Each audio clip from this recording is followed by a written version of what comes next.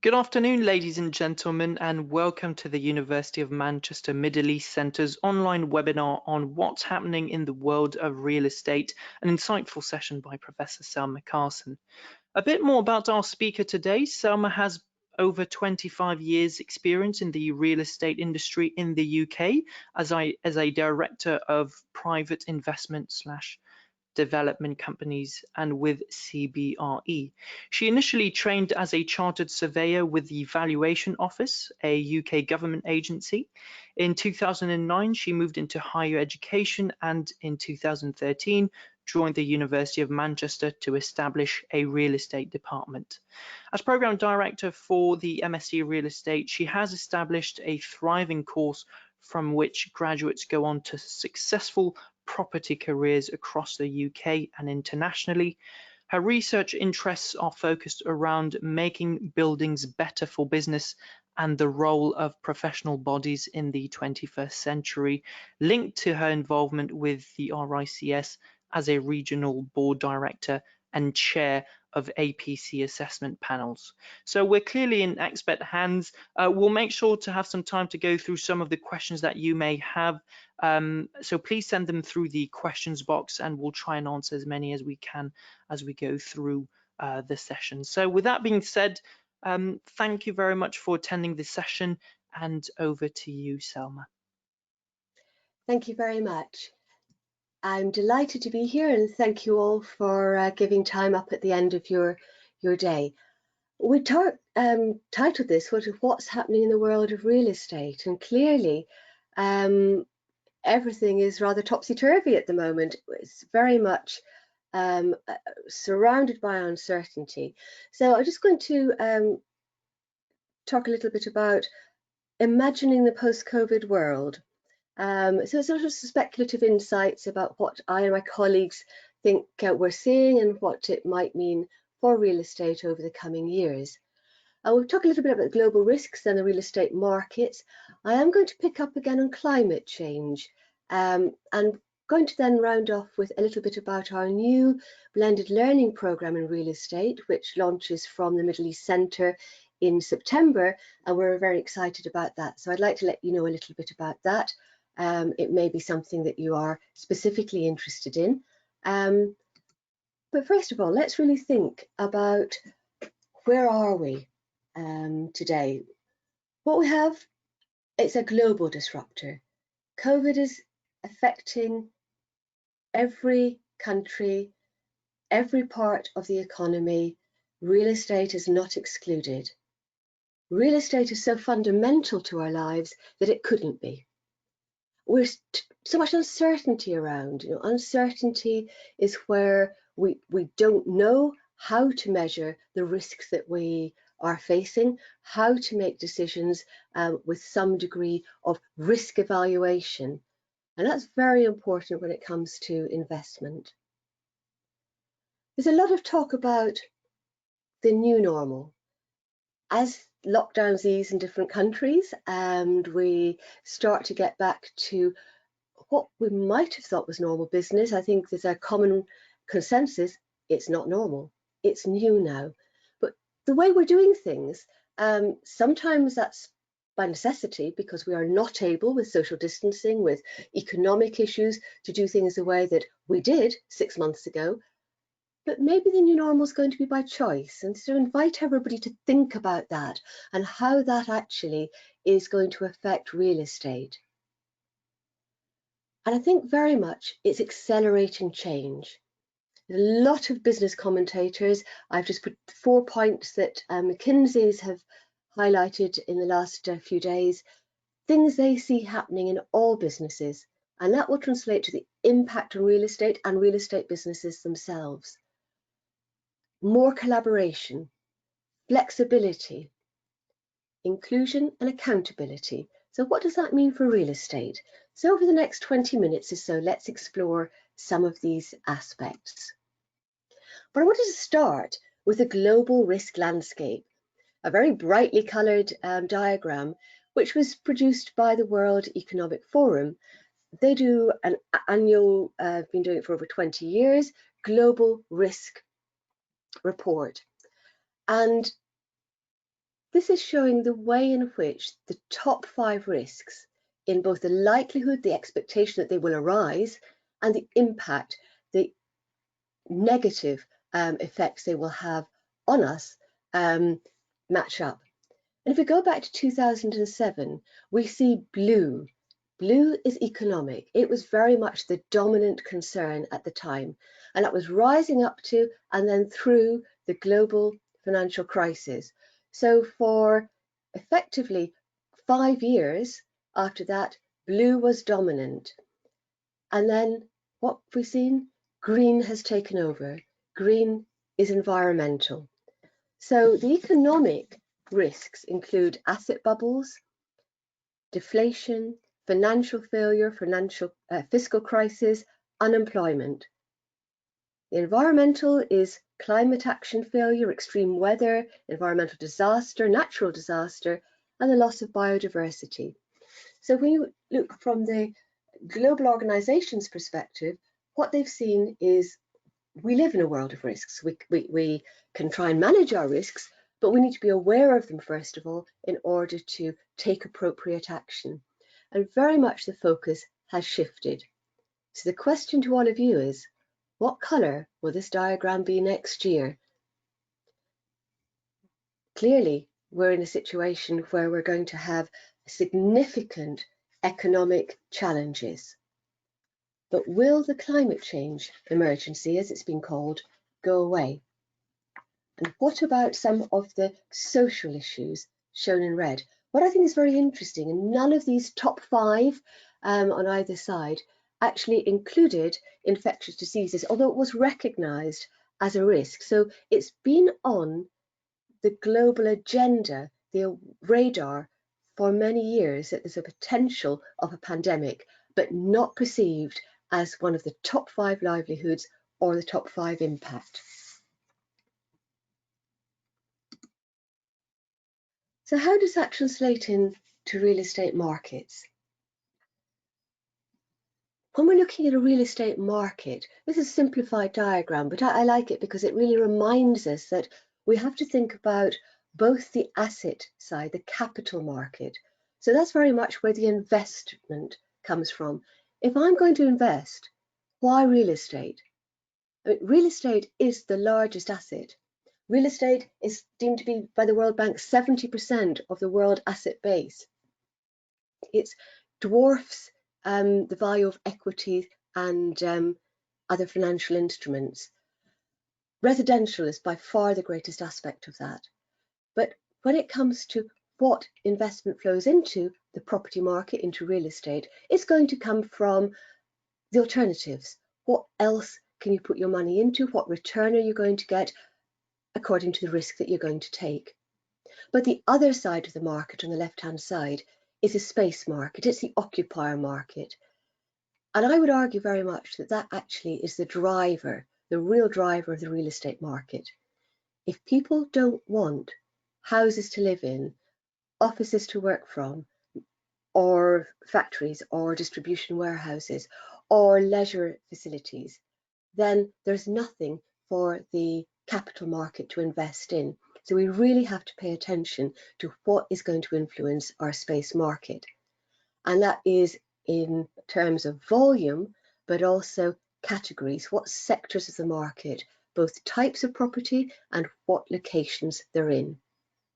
So I think we're going to see some really big issues panning out across the next few years related to both of these. And we know that we go through ups and downs. There are property cycles, rising prices, and the boom and bust, the expansionary phase, where prices increase perhaps to the extent that are considered an asset bubble, where it's beyond the fundamental supply and demand. People get carried away by the expectation that prices will carry on rising and buy in purely for that reason. And that's been seen quite a bit in residential markets around the world. But if we look at this particular graph on the left, these two graphs are very recent. They're produced in May, and it relates to the US market, and it's a commercial property price index that's particularly driven these, but I've chosen them today to sort of illustrate what we might expect. That 2007, when the liquidity crisis became apparent, the markets started to slow, but they didn't actually collapse until 2008. And that was very much the global financial crisis, as the name suggests, led by what was happening in the financing side, the availability of credit. Banks suddenly did not know how bad their losses were because of the structuring of residential mortgage-backed security, what it was wrapped up in them, what the default position was going to be, and they just had so much uncertainty they had to stop lending. Then the losses began to crystallize.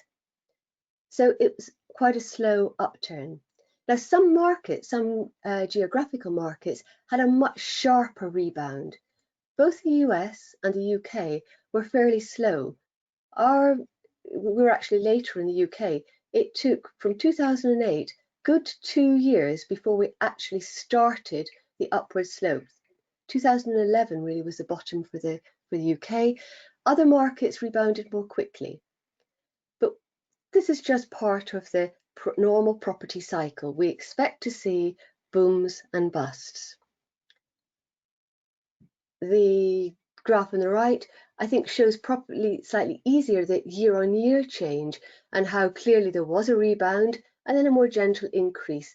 And the increase has been, for the last 4 years, still increasing, but around 5% per annum for capital values in the US.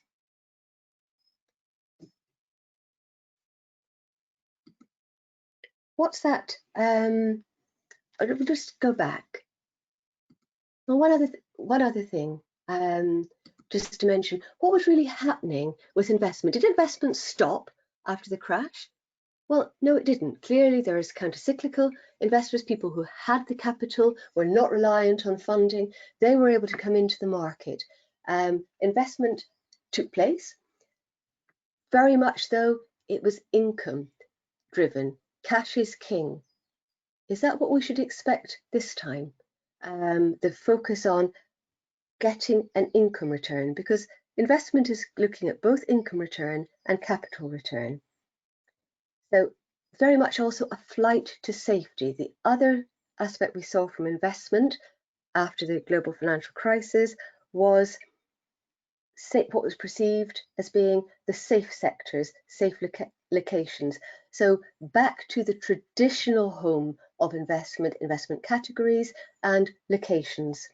So we found a lot of investment back in what had been the traditional key, for example, office centres of Tokyo, Paris, London and New York. But where did the money come from? What we have seen over the last few years is a huge growth in real estate in cross-border investment. I've just put this one diagram on the right, which is showing the percentage for a number of European centres, the percentage of domestic investment as opposed to international global investment. So you see for some locations like Stockholm, very much more a domestic market, a strong economy, a lot of domestic investment and only about 30% international. Whereas London has always been, it's been traditionally the most attractive cross-border for foreign investment and real estate centre. It beats New York, 75%. And then we've had some of the other cities which have been perceived as offering better value. So what are we going to see this time? Are we still going to see this cross-border investment continuing in real estate? It's been a major driver of value over the last 10 years. Or is there going to be a retrenchment? Is there going to be a move back, what some people are calling next shoring for manufacturing, thinking we want to look after our own economy first? That's very much what we're hearing from the US at the moment with President Trump's pronouncements, America first. But are we going to find that sort of protectionism happening with a lot of other countries? Just let's have a quick look at global GDP, gross domestic product. It's been continuing to grow. These are the in 2017 the top 10 countries for GDP, economic growth. US still at the top, 24% of the global GDP, nearly a quarter. China very clearly number 2, streets ahead of every other country. What's happened? Latest figures I got from the World Bank for 2019, you can see that the US maintained its position in percentage terms. China has grown. Every other country slightly down, apart from India, which has maintained its position. So these players are a very major part of the global economy, and also it translates into cross-border real estate investment. Not direct, but we need to be thinking about what's happening with these countries and their economies, and what's going to be the outward facing side. So this is where the geopolitical risks, which were shown in orange on the World Economic Forum diagram, comes in. So possibly cross-border investment is going to be subject to the retrenching that happens across the global economy. And then let's just think from real estate. Let's just look at 2 sectors quickly. Let's look at the world of retail. And really this is because the markets fundamentally depend on occupier demand, and that is economic driven. Capital market does depend on economics, but also the financial, the alternative investments as well. But are we seeing structural change? Is this part of what is going to be accelerating? So where the changes were underway, COVID-19 will pack 5-10 years worth of change into 6 to 12 months, and will suddenly move through perhaps the pain barrier more quickly. And I think a lot of people would say the world of retail is certainly in that category. The growth in online sales has been well documented. The UK actually has overall, at around 20% now, the highest percentage of overall sales, but it's split across categories. When you see what's happened just in one country over the last 4 months, one of our major fashion footwear, homeware retailers, 40% of its business is expected to be online in future. It's doubled, and I don't see it going back. The sudden surge in online sales through necessity becoming embedded totally in choice. But is it the death of retail? I think there's still a very strong argument that no, we're social people. We want to go and do things. We want to enjoy experiences. So it's less retail and it's more an experience that we're going shopping for. And I put this up as I rather like this diagram of trying to think about the experience economy. And that's not just in retail, but it's very prevalent in that market. And Pine and Gilmer was suggesting there's actually 4 elements. They call it 4 E's because they spell aesthetic the American way with an E, whereas other countries would call it A. The appearance. And they're saying you really need to get all 4 of these right to get your experience, and then you have got that kind of sweet spot of getting right in the middle of creating an enthralling and absorbing experience, and consumers will pay for that. And let's apply that to real estate. I think we can see the way that shopping malls have developed and how very much it's an experience that's being created with things to look at, see, be photographed next to do while you're there. So it's not just the buying and selling opportunity anymore. It's far more using technology to create these 4 zones. It's actually recognizing that there's different types of participation. Some people want to actively be doing something. Some people just want to be able to watch and be entertained. Are you totally immersed in the experience, or is it something that just attracts your attention for a period? So there's a range of things that structure the theory of the experience economy. But does that just apply to retail? Or are we also seeing that now in the world of work? If we go back to thinking about how the workplace, the office in particular, has evolved, a major part of the real estate investment universe, when people look at the workplace style, Duffy, as an architect, he came up and said, well, actually, I think there's 4 categories, and they've been used quite a lot in research about workplaces. The hive is the intense work, low autonomy, intense nature. So very much a call center type of workplace.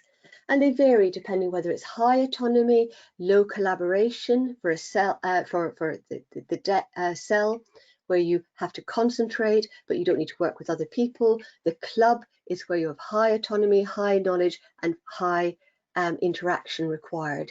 So you're looking at different levels of autonomy, different levels of intellectual capacity that's needed for the job, and different levels of interaction. And can really see that sort of feeds through into aspects such as productivity and density. And density is very important from the office market. How much office space do we need? Because if corporate occupiers are changing their work style, does that mean they need less space?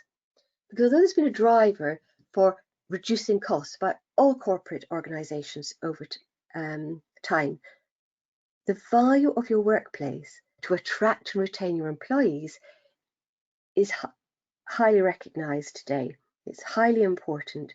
And I thought it was very interesting that we have had a move from the hive workplace to making sure we've got workplaces with far more shared workspace, where people can break out, go to sit, have coffees, play together.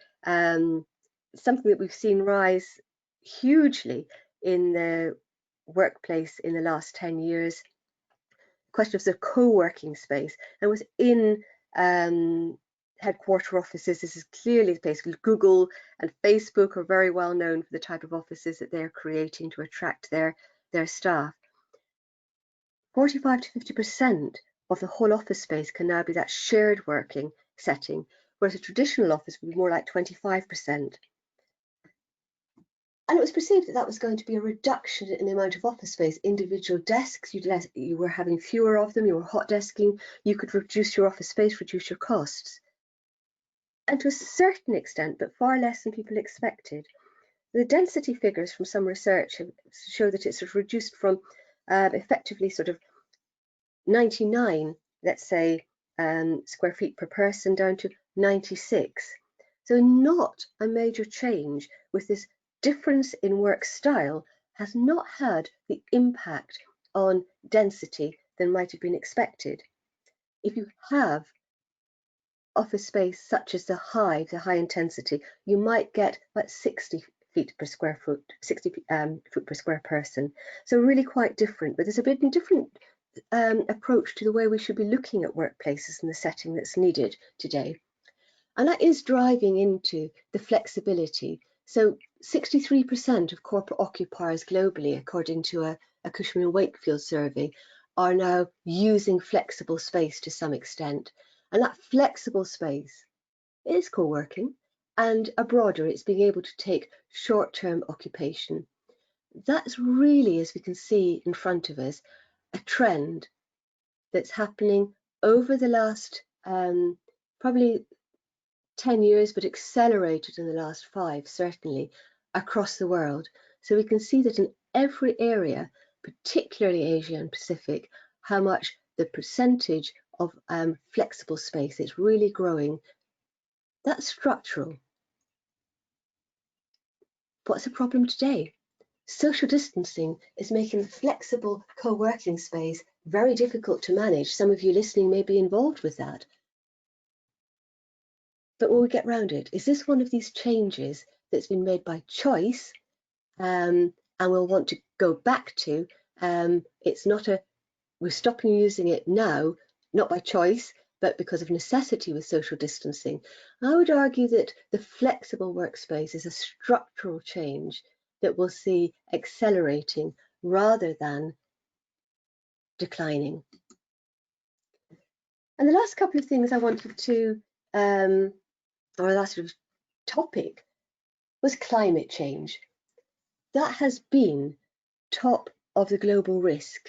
It's the majority of the risks for the last sort of 4 or 5 years. It's getting a huge amount of media coverage. It's ingrained now, I think, with everybody that this is an issue. But greenhouse gas emissions, despite the focus on sustainable development, reducing energy use, they have risen 1.5% per annum for the last 10 years. This is according to the Global Emissions Gap report by the United Nations Environmental Group. Real estate is a huge contributor to that. 36% of the energy use, 40% of the energy emissions can be attributed to real estate.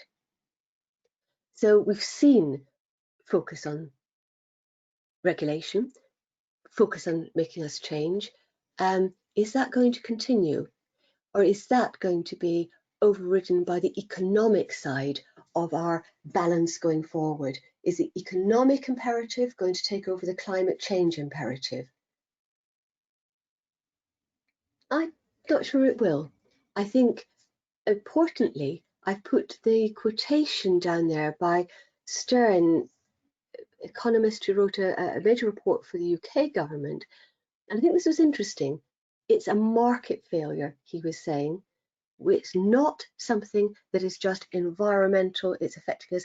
It is impacting on our economic well-being.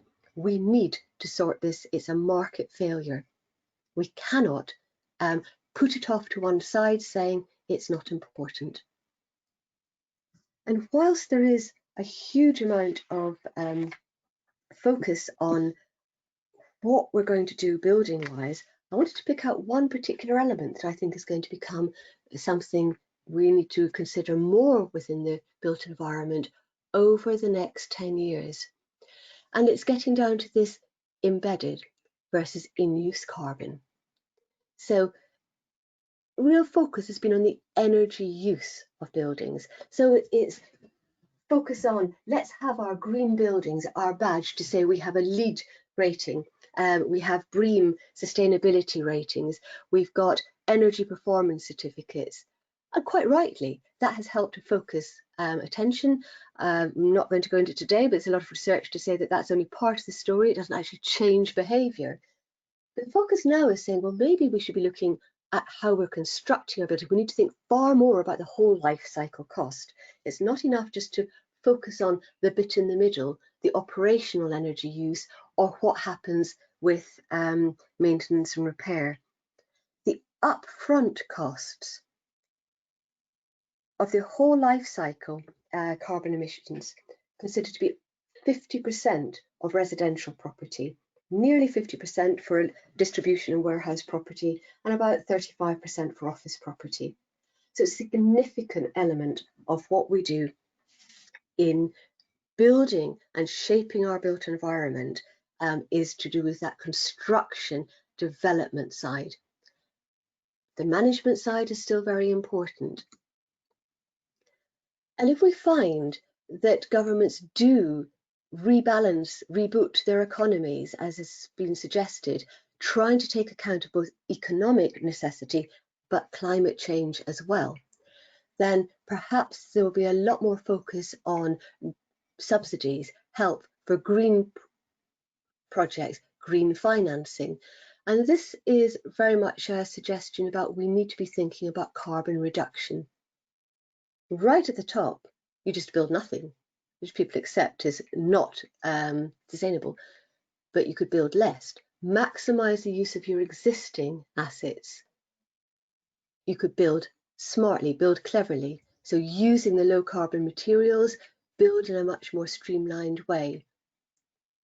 And then we'll build efficiently. So if we can embrace all these aspects within our development side of real estate, then we can make a real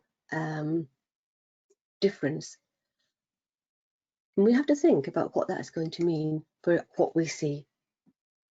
And just finally thinking about what does it mean if we're managing. So when we think about the life cycle of real estate, a large chunk of it is to do with the management of what we have. And I'd argue that managing for revenue, retention and reputation is probably top of asset managers' agendas for the next few years.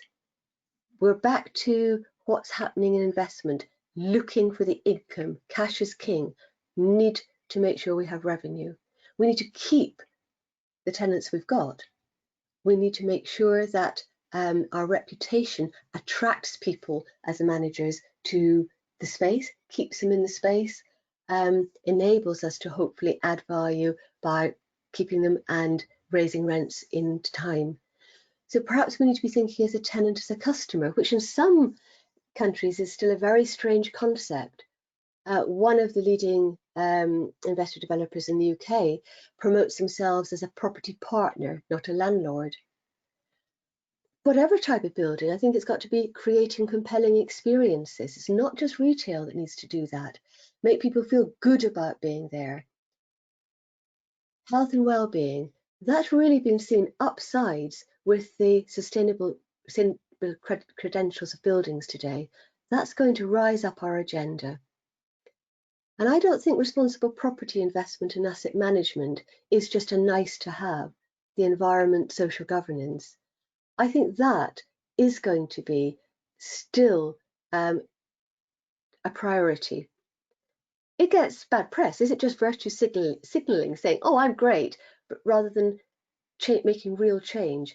But I think there's enough momentum within the real estate industry to say this is important.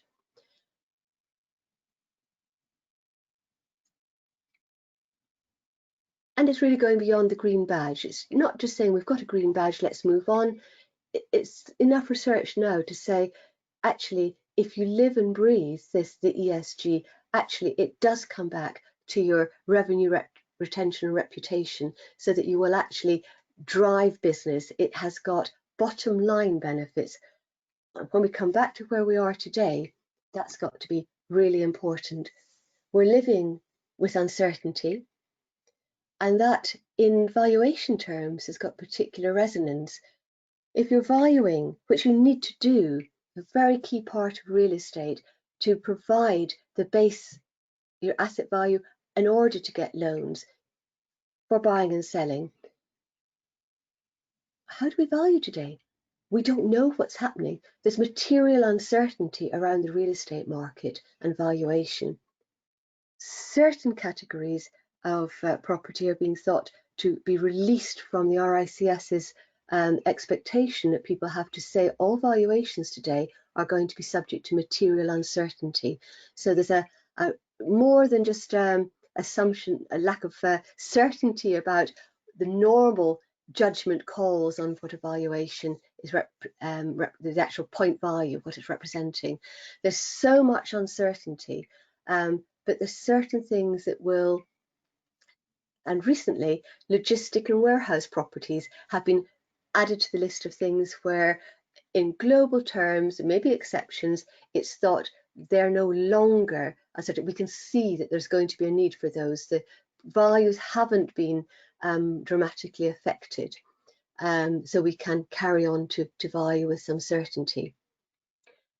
Is that going to mean, if this material uncertainty carries on, and there's some concern over we draw from past values, but that's reflecting an economic and social world that we don't have anymore, how can we do that with any certainty? Will it mean that certain classes of property become, you can't lend on?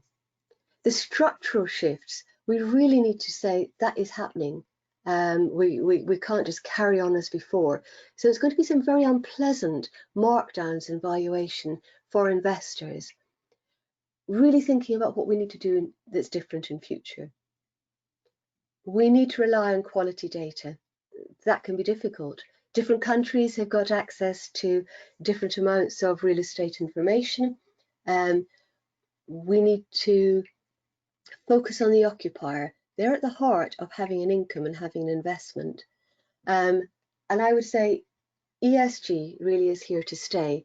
So we shouldn't be seeing it as something that's either a badge, or it's something that we can't afford to do, or we shouldn't bother to do.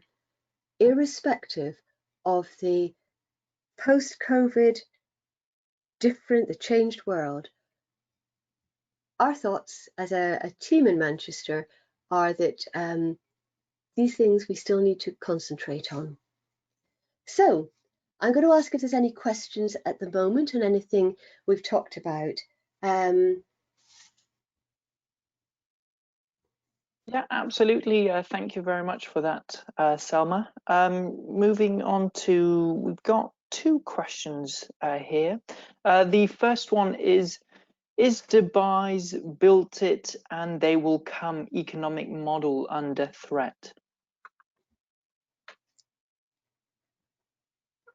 Well, I would always go back to argue about the fundamentals of real estate, that we need to be thinking about who's going to occupy space, because a market can sustain rapid growth, and often you need rapid growth when there's a new demand for certain properties. I would think that to broaden out into a mature market economy in real estate terms, there has to be that underpinning demand for space. So just building it and hoping that somebody will come, if it's judged correctly and the market is there, that's fine. But a lot, I think, comes back to the financing. If you need to prove demand in order to get your finance, which is very much the case in some of the Western market economy, as in the US and the UK market, our financiers will want to see often you pre-let your space, 50% upfront sign before you'll get any money for a development. And I think that makes it a much more measured development. And I think there is, I would think that will be a change. Maybe you don't agree. We've just got another one here. Is COVID-19 the beginning of the end for traditional commercial office space? I think we feel it's not the end. It's not the beginning of the end. One of the things that's been very prevalent, I don't know how many people listening have grown so tired of Zoom meetings or Microsoft Teams. And I think there's been some really interesting revelations about what we can do that people used to say couldn't be done remotely. But this distributed work style has got disadvantages.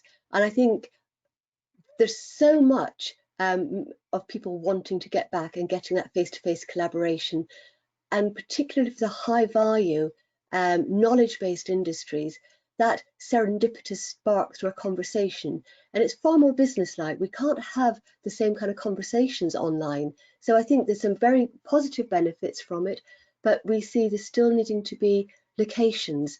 And interesting with some of the flexible working space, while that's a great, it still needs office buildings to go into, but maybe more flexible buildings themselves. So don't see it as the death of traditional offices directly. I think some traditional layout offices will be reworked, remodeled, but there are also concerns from some companies about corporate identity and security, confidentiality. So there'll be some things I think will still want offices. Certainly would say the amount of office space in certain towns, maybe secondary locations, won't be needed. A lot might depend on transport. There might be far more of a set of hub offices so that people can get that social face-to-face contact and spark of ideas, but without necessarily the long commutes, or certainly the long commutes on a daily basis. And that inevitably will probably mean less office space, but not no office space. Perfect, thank you, Selma. Just one more here.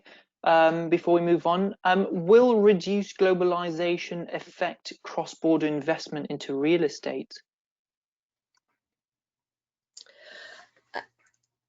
I think it's going to, and that's just a pure personal opinion. And the reason for saying that, again, I'm talking now in the relative short term, maybe over the next 3 to 5 years. And that's because I think there will be an element of protectionism. The economic fallout from COVID-19, we haven't yet seen. There's predictions, 20% drop in GDP for some economies this year. And I think that will make individual governments very protective about their own economy and what they need to do. So there will be elements of some of the big players looking inwards, perhaps, and for opportunities. I don't think it'll dry up. I think it's going to depend on how open I think it's very much a political going forward. I think there will be an element of retrenchment, not simply because we are going to have a downward economic turn, so there will be less money, or asset values will drop, and so people will have less. But I think there will be less of it, but I don't think it'll dry up. But remembering that slide earlier, where for some markets, 75% of the investment is all being cross-border. So I don't know that will necessarily dry up, but I think there will be some geopolitical fallout, certainly for the next 3 to 5 years.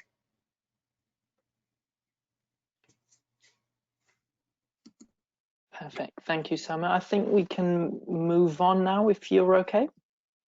Okay, just let me. So what I wanted to do, which may be what some of you are particularly interested to know a little bit about, our new blended learning MSc Real Estate. So I've raised a number of topics, questions, and that all forms part of what we will be covering over the 2 years of the programme.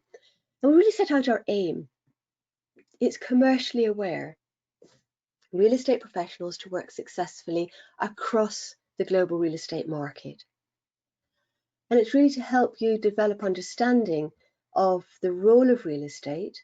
So it's both an investment asset, it's part of our global landscape.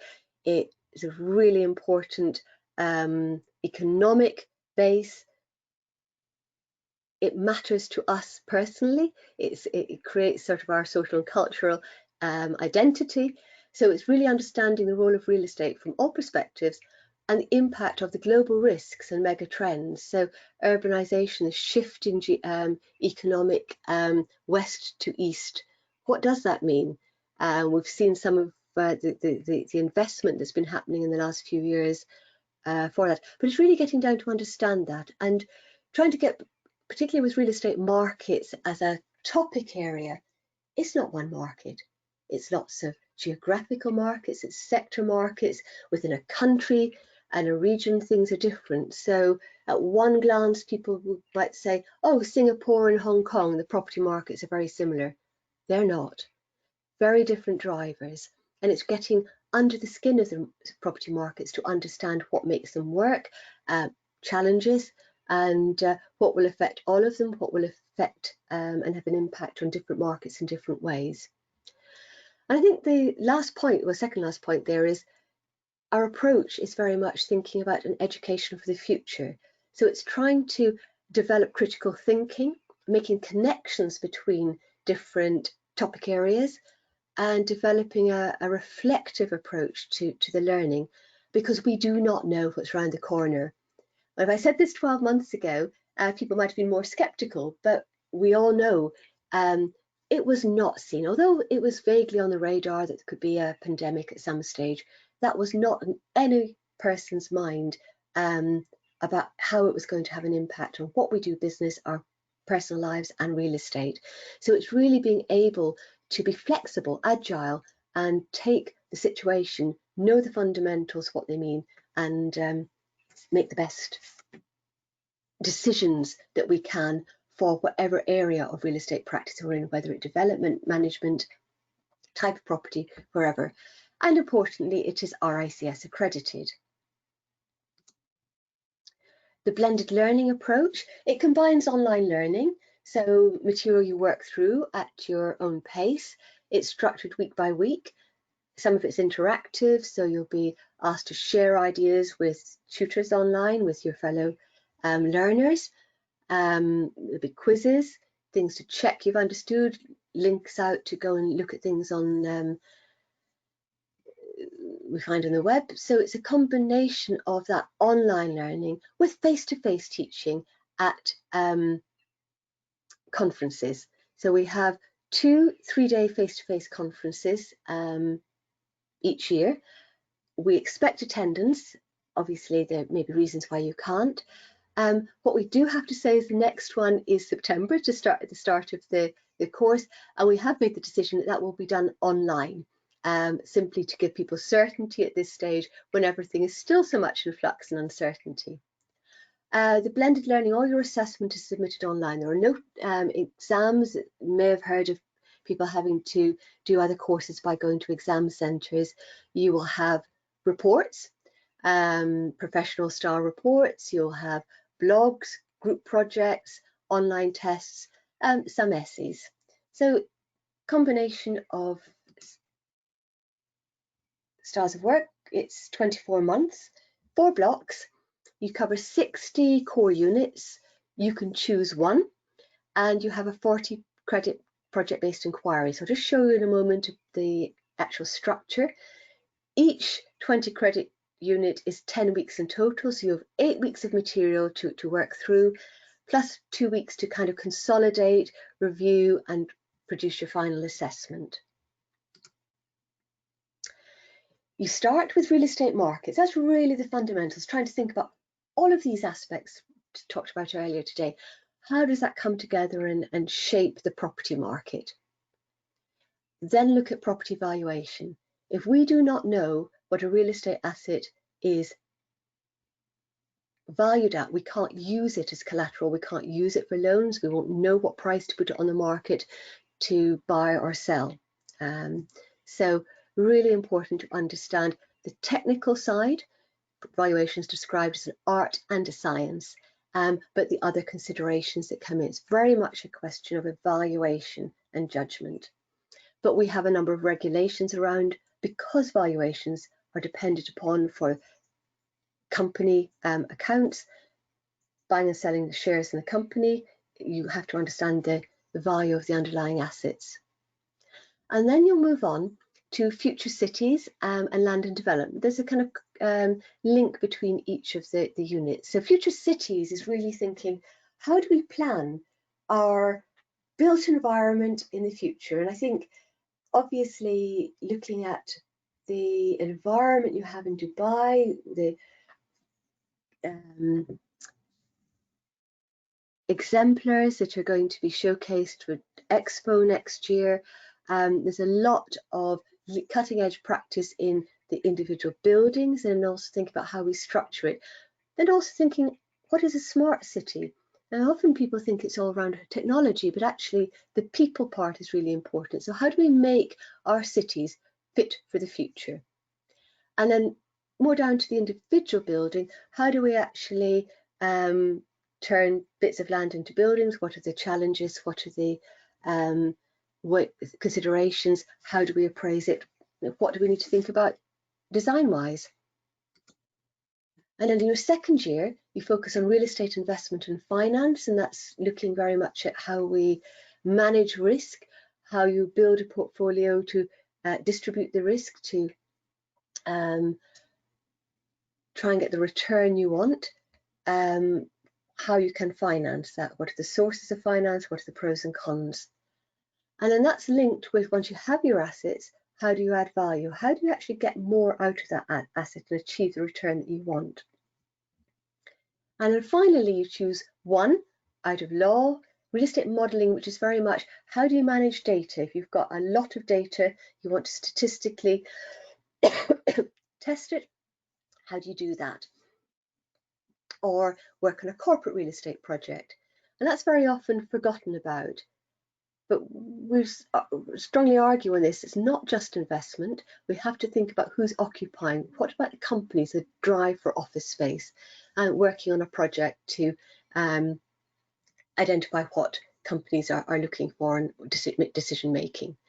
And then you finally have your own 40 credit pardon me, project-based inquiry. And that's your opportunity to do some practice-based research. You work individually on a 10,000 word project. It's going to be something that may be located in or inspired by what you're doing. You may be thinking about doing this to change careers. So it might be inspired by something that you've studied so far and you want to learn more about as part of the project. It may be something that comes and is driven from your workplace. And you get support on that via regular both group and individual tutorials. I said I'd come back to the accreditation. We're very proud that we're an RICS-accredited university partner. We have 2 programs that run from Manchester. I've been running here since 2013.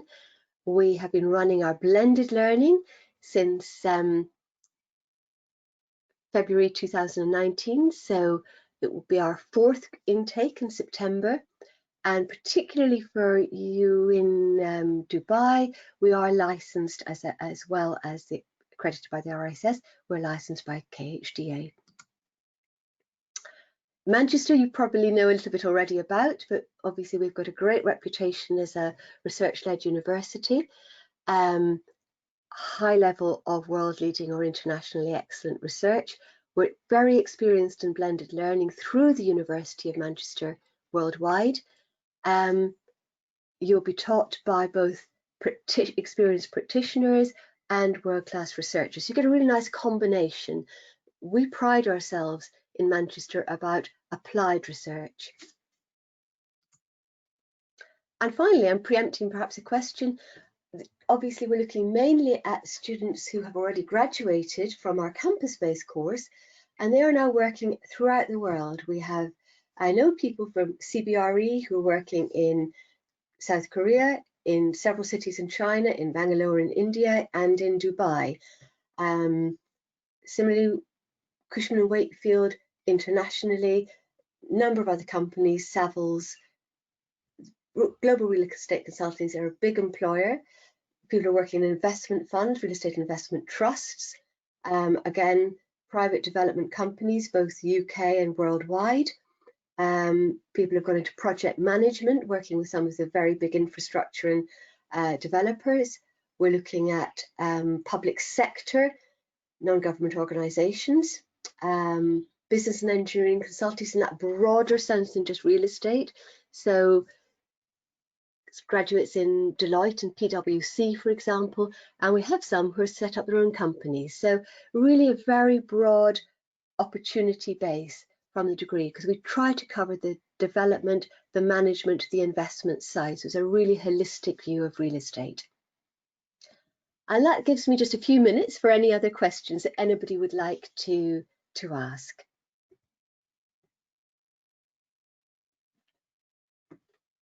Perfect, fantastic. Thank you very much, Selma, for this presentation.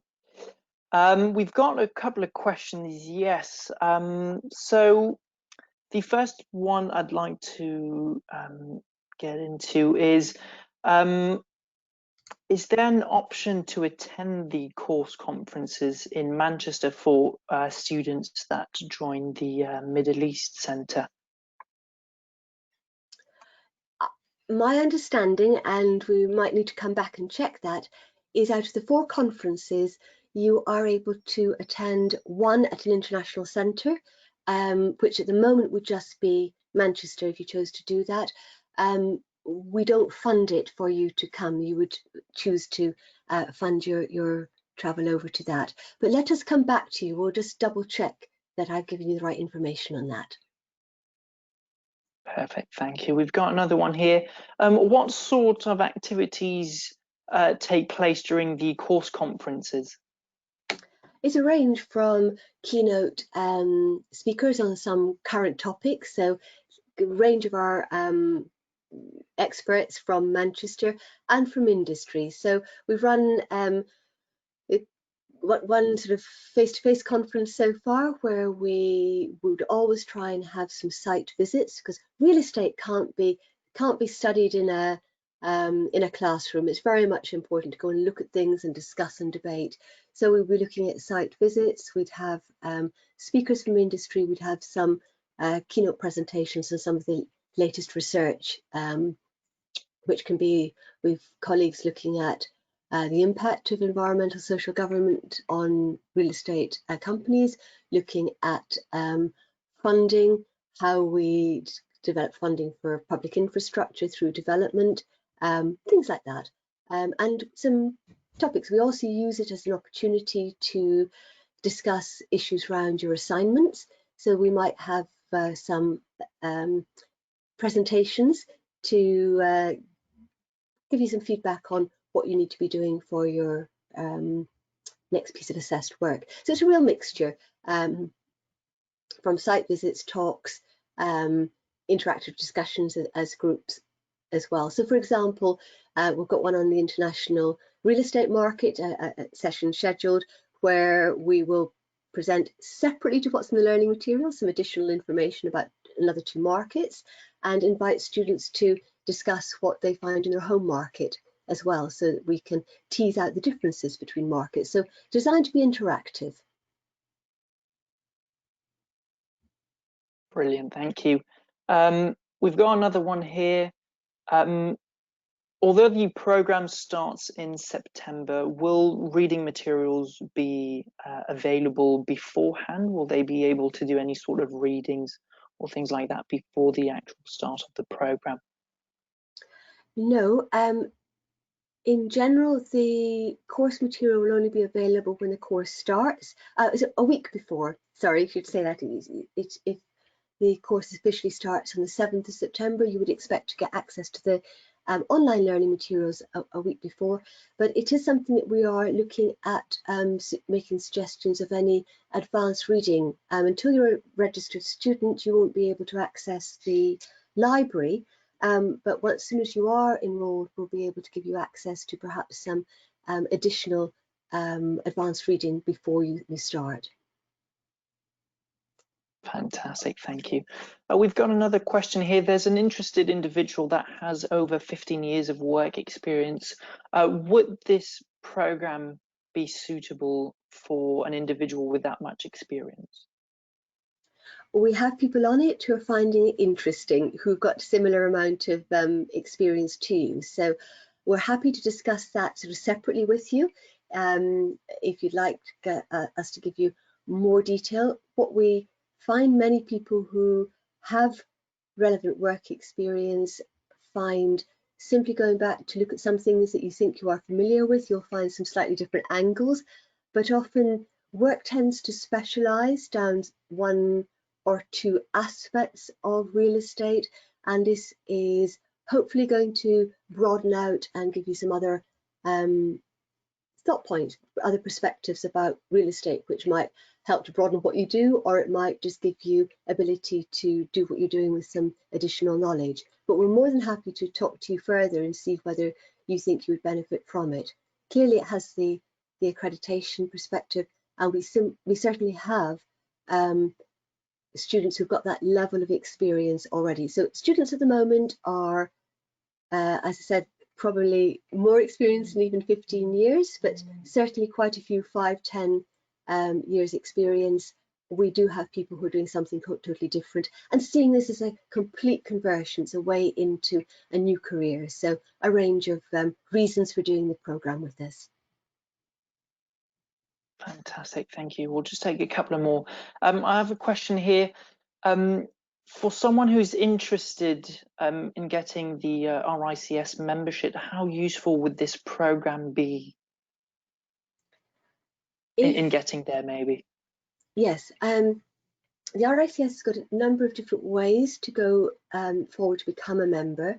One is that you an accredited degree, which you would at the end of 2 years, hopefully, on this programme, and then you can go straight forward to the assessment of professional competence. Now, that requires 2 years of relevant work experience, which has been recorded. If you are working in a relevant area, you can record your experience at the same time that you do the course. So at the end of it, you can go straight for your APC assessment and hopefully pass and get your MRICS qualification at that time. So it can be a very good way of combining work study with getting the RICS accreditation. That's one advantage of doing it as a blended learning basis while you're working. And I would say that because both Mark Shepherd and myself, we actually are fellows of the RICS, but we are also APC assessors.